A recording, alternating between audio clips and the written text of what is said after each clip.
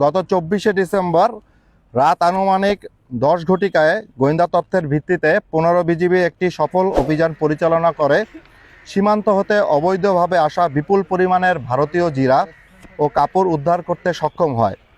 শীতের বৈরী আবহাওয়া ও কুয়াশাকে পুঁজি করে সীমান্তে চোরাচালান ও অবৈধ অনুপ্রবেশ বৃদ্ধির একটি প্রবণতা লক্ষ্য করা দিচ্ছে।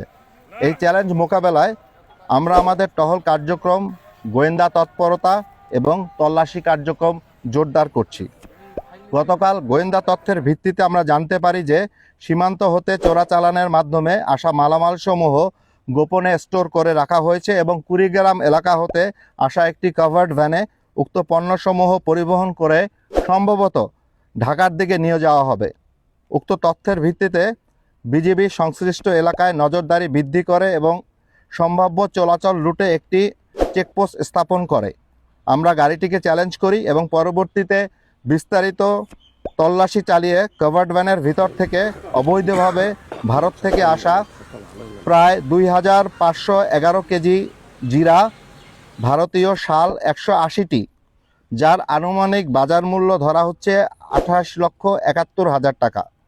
এ ধরনের ঘটনায় সংশ্লিষ্ট চোরা কারবারিদের পরিচয় শনাক্ত ও তাদের বিরুদ্ধে আইনানুগ ব্যবস্থা গ্রহণের প্রক্রিয়া চলমান রয়েছে। পণ্য চোরাচালান জাতীয় অর্থনীতির জন্য মারাত্মক ক্ষতিকর।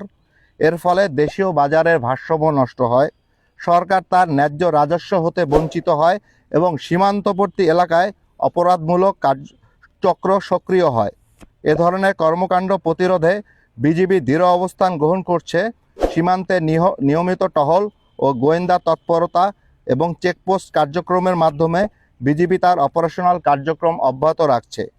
দেশের সীমান্ত নিরাপত্তা এবং অর্থনৈতিক স্বার্থ রক্ষায় বিজিবির এ ধরনের অভিযান চলমান থাকবে।